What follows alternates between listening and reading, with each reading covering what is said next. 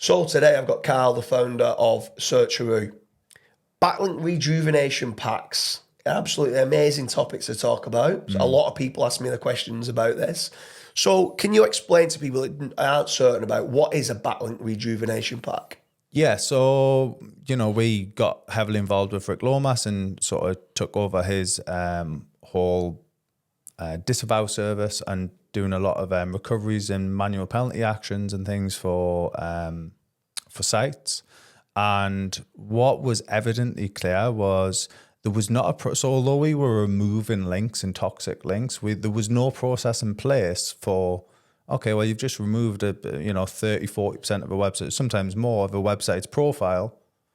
They need more links. So the Backlink Rejuvenation Pack is simply, we're building non-toxic links that have a bit of trust, bit of power at the website to help bring that toxic ratio down.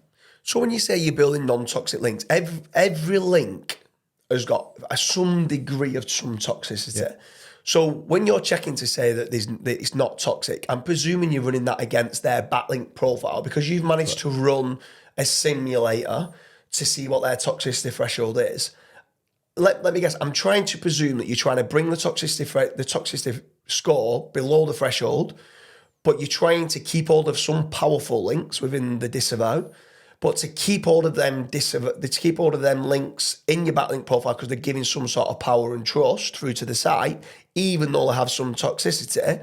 Once the disavow has been done, the link rejuvenation pack will then kind of give a bit more of the average of the links that are coming down. There will be the lower toxicity with some power, some trust. How many link rejuvenation packs do I need to buy from you? We would almost say infinite. Reality is once you start doing link building and you should only really want to build non-toxic links within the threshold. So there are examples where we would build a toxic link, but it would be because we've lowered the threshold of your site so it can handle that toxicity. So why would you ever build a toxic link? Is it because it might have some power and some trust? Is it giving enough power and trust for you to say, do you know what?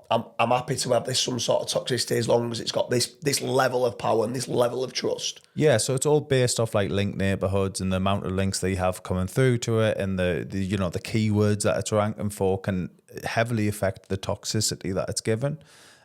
So we try to make sure that if we are building a toxic link, it's going to be on a decent website that has a high level of power, a high level of trust, and it can potentially move the needle, provided your ratios don't become out of whack. I'm presuming then the link rejuvenation pack is a managed link building campaign because it'll need to be, because if you've gone and removed, let's say 350 referring domains coming through to your site, that's going to skew all of the anchor text ratios and stuff like that. So I'm presuming that when you're looking to do the managed link building campaign of a link rejuvenation pack, you'll be choosing the anchors that you think is specifically needed against that site with regards to the anchor text profile. Yeah, so we would analyse, what's been disavowed, what does that anchor text ratio now look like, and what can we get away with utilising. So is it ridiculously expensive? Is it? Do you think it's competitive on price? Like, obviously, moving forward, why don't I just go, I just want to buy link rejuvenation packs. They've got power, they've got trust, low toxicity. Like, where does this stop? Like, why do you only sell these packs? Or is it because the industry aren't educated with regards to toxicity, so you still sell the guest posts and the other services, but this is knowing it's a clean kind of link building campaign?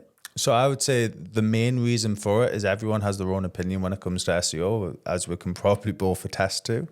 So obviously we offer a whole service from various different areas.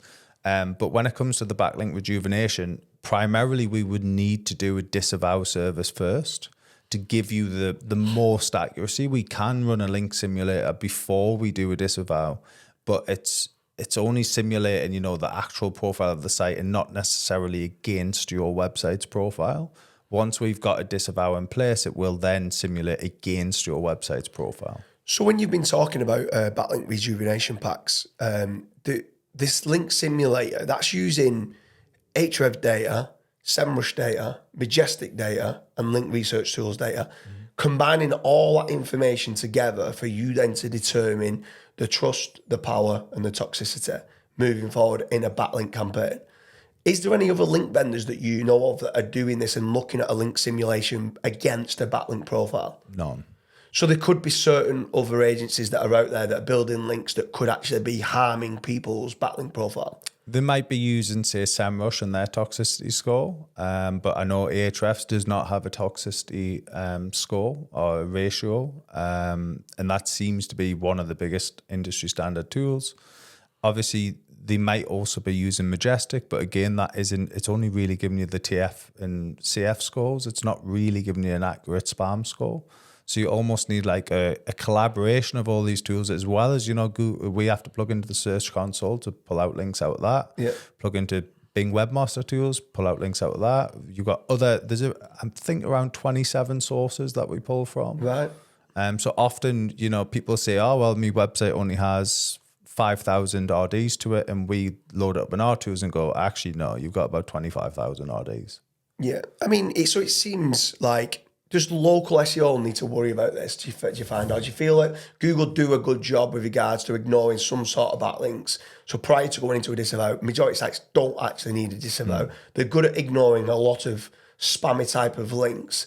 And if I don't need the disavow, would you ever, if you feel like you've acquired some and you feel I don't need a disavow, just say, well, do you know what? I'm not going to go ahead with a disavow, but I am actually going to buy a link rejuvenation pack, even though I've not had a disavow. Yeah, so obviously we would then try and build non-toxic links, but not simulate against the domain. So regardless, it would still bring down your toxic ratio. Right, okay, that's great. So with regards to, in summary, to the backlink rejuvenation packs, commonly you need to be doing it after a disavow. If you've had a disavow on your site, you've removed quite a lot of power, some trust. Yes, you've brought down your toxicity threshold as well, but the way that Backlink Dots is doing the disavows is they're trying to keep every single link that has some sort of power and some sort of trust going through to your website, which means that your link profile is still going to have a degree of toxicity still, but it's under the toxicity threshold of running against your competition. So moving forward, in an ideal world, what you want to be doing is after a disavow, you want to be looking to have a backlink rejuvenation pack, which then can turn around, bring your toxicity score down even further with more powerful and more trusted links.